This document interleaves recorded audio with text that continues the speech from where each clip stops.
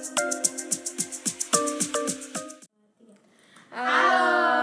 kami dari kelompok 6 akan menjelaskan mengenai iris data dan menjawab beberapa daftar pertanyaan dari Ibu Christine. Sebelum itu, perkenalkan, nama saya Weni Kristiana dengan NIM 672021263. Saya Kristina Mentari Mangansige dengan NIM 67 2021 110. Saya Aprilia dengan NIM 67 2021 241. Saya Regita Manipa dengan NIM 67 2021 247. Selamat menonton. Baik, di sini kami akan mempresentasikan proyek dengan study case klasifikasi iris. Seperti yang tadi kami telah memperkenalkan diri, kelompok kami terdiri dari Kristina Mentari, Aprilia, Regita Manipa, Weni Kristiana Tani Liling. Langsung saja di sini pada nomor 1, masalah yang tersebut termasuk dalam supervised learning atau unsupervised learning. Dalam klasifikasi iris ini termasuk dalam supervised learning. Kedua, jelaskan mengenai datasetnya terlebih dahulu, sumbernya dari mana, berapa atributnya, dan berapa instansinya, berapa jumlah datanya. Dataset mengenai klasifikasi iris diambil dari situs Kaggle. Dataset ini terdiri dari 3 spesies iris, yaitu iris sentosa, iris virginica, dan iris versicolor, dan tiap spesiesnya memiliki 50 sampel. Dalam data iris terdapat 4 atribut yang dapat mempengaruhi klasifikasi, yaitu sepal length, sepal width, petal length, dan petal width dalam sentimeter yang berbeda-beda dengan jumlah data sebanyak 150. Metode yang digunakan untuk menyelesaikan masalah tersebut yaitu yang pertama ada logistic regression. Dalam konteks dataset iris, logistic regression dapat digunakan untuk memprediksi kelas dari setiap bunga iris berdasarkan fitur-fiturnya. K-nearest neighbor. Yang kedua yaitu KN. Yang ketiga support vector machine. Digunakan untuk mencari hyperplane terbaik yang memisahkan kelas-kelas iris dengan margin maksimal sehingga memungkinkan klasifikasi yang akurat pada dataset iris. Yang keempat ada decision tree. Ini dapat digunakan untuk memisahkan 3 kelas iris yang berbeda-beda berdasarkan fitur-fitur tertentu. Kelima, naive Bayes classifier bekerja untuk dataset iris karena sederhana, cepat, dan tidak memerlukan tuning parameter yang rumit. Namun mempunyai kelemahan adalah asumsi independen fitur-fitur yang seringkali tidak terpenuhi pada data dunia nyata. Yang keempat, metode yang paling optimal yaitu di sini kita mengambil ada Gaussian naive Bayes, logistic regression, K-nearest neighbors, super vector machine, Gaussian naive Bayes, logistic regression, K-nearest neighbors, support vector machine, karena setiap akurasi metodenya mencapai 100%. Nah, untuk pertanyaan kelima, apa kesimpulan dari setiap case study yang diberikan? Penting dicatat bahwa hasil dan kesimpulan coding yang digunakan bervariatif atau tergantung pada pengaturan eksperimen, pemilihan fitur, parameter, dan masing-masing algoritma. Sebuah evaluasi komprehensif untuk pemahaman yang mendalam mengenai karakteristik studi kasus data iris.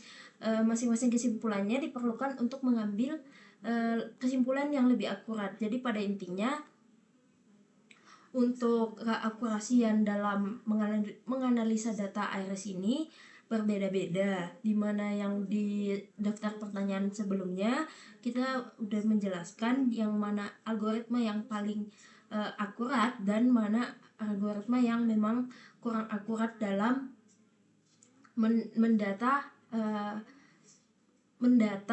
tentang iris tersebut. Ke daftar pertanyaan ke-6, tools yang digunakan dalam implementasi kode. Yang pertama kita menggunakan Jupyter Notebook karena aplikasi web ini gratis yang digunakan untuk data science membuat dan membangun dokumen yang bersih kode proses perhitungan, analisis, visualisasi, dan pengolahan data lainnya. Yang ketujuh, ada library apa aja yang kita gunakan dalam setiap algoritma. Yang pertama kita menginstal NumPy, yang kedua Pandas, yang ketiga Seaborn dan Escalon. Yang terakhir ini sumber dari beberapa codingan yang kita gunakan. Nah, untuk sumber terakhir itu yang ketiga kita gunakan untuk mencari kesalahan atau mencari error yang terdapat pada codingan tersebut. Jadi demikianlah untuk PPT saat ini. Mungkin bisa dilanjutkan untuk mengenai analisa kode mengenai iris data. Di sini kami akan menjelaskan mengenai source code dari iris data. Yang pertama, di sini kita akan mengimpor atau kita akan menggunakan beberapa library yang akan kita gunakan seperti NumPy. Yang pertama, NumPy ini digunakan untuk melakukan perhitungan-perhitungan matematika. Yang kedua, Pandas. Nah, kalau untuk Pandas sendiri kita gunakan untuk data processing. Misalnya kita mau mengambil data setnya itu dalam bentuk file .csv, kita bisa menggunakan Pandas. Dan terus kemudian ada Seaborn dan juga Matplotlib. Matplotlib sendiri ini sering dipakai dalam visualisasi grafis dalam library dalam machine learning. Pertama di sini kita akan memanggil dulu data set yang akan kita pakai menggunakan print os.listdir dari file kita. Selanjutnya di sini kita akan menginput dataset kita. Di sini kita akan deklarasi iris ini sebagai dataset yang kita pakai, yaitu iris.csv. Nah, iris.csv ini tuh dataset yang kita pakai nanti untuk meng-training data ini. Nah, di sini setelah kita sudah panggil iris datasetnya, kemudian kita akan melihat isi dari iris dataset. Itu kita panggil iris.head dalam kurung 10. 10 ini menunjukkan angka yang akan kita melihat berapa banyak data yang mau kita lihat. Di sini kalau kita ganti 15, 20 dan lain-lain, maka data yang akan muncul di sini juga akan sebanyak yang kita tulis.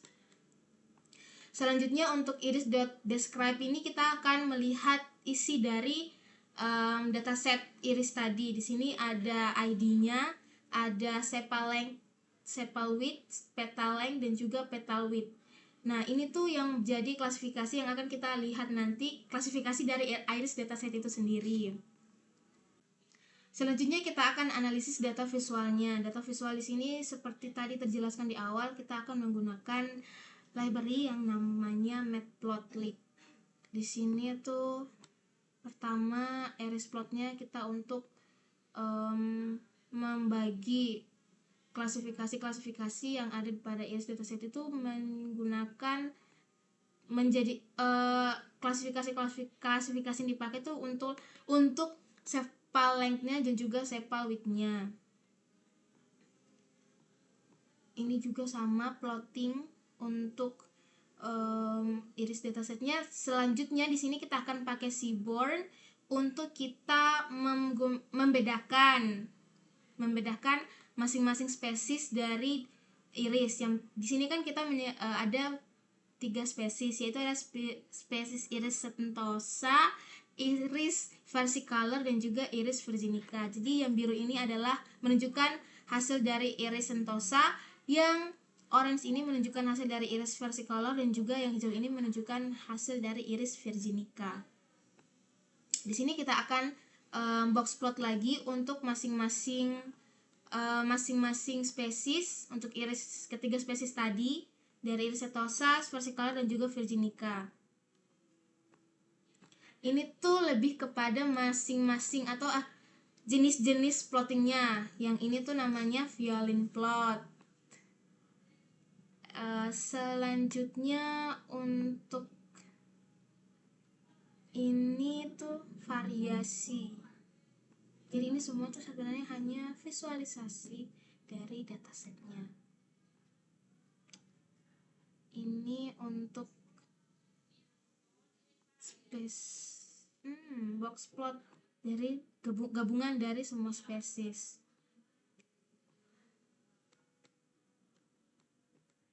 Jadi seperti itu. Setelah kita memahami datasetnya, selanjutnya kita akan lanjut untuk training datasetnya. Oke, selanjutnya itu kita akan training dan testing untuk datasetnya.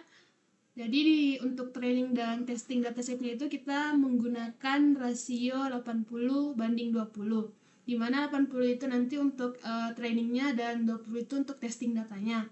Kemudian di sini itu ada library sklearn.metric sama sklearn.model. Nah, untuk library sklearn.metrics itu nanti digunakan untuk menghitung seperti akurasinya, precisionnya, recallnya, F1-nya, dan lain-lainnya. Kemudian selanjutnya ini itu nanti digunakan untuk memplot-plotkan dari rasio tadi yaitu 80/20. Nah, selanjutnya kita akan training model menggunakan beberapa algoritma dari machine learning. Itu ada logistic regression, K-NERS, terus SVM, decision tree, sama naive Bayes. Nah, yang pertama itu ada logistic regression. Nah, untuk logistic regression ini kita dapat melihat akurasinya itu ada 1. Kemudian untuk K-NERS itu untuk akurasinya itu juga 1. Kemudian untuk SVM itu juga regresinya 1. Kemudian untuk decision tree akurasinya itu 0,967. Nah, untuk naive Bayes sendiri ini, di naive Bayes ini itu ada 4 kategori yang akan digunakan untuk menghitung akurasi dari iris data ini. Yang pertama itu ada Gaussian naive Bayes, kemudian multinomial naive Bayes, Bernoulli naive Bayes, sama complement naive Bayes. Nah, untuk hasil dari tiap akurasi dari kategori naive Bayes ini kita dapat lihat di kolom sini. Nah, dari kolom ini tuh dapat kita simpulkan bahwa akurasi yang paling tinggi untuk kategori naive Bayes itu adalah Gaussian naive Bayes. Oke, mungkin sekian penjelasan mengenai shortcut iris data dari kami. Mohon maaf apabila ada kekurangan dalam penjelasan. Terima kasih. Demikian penjelasan dari kelompok kami. Kurang lebihnya kami mohon maaf dan terima kasih.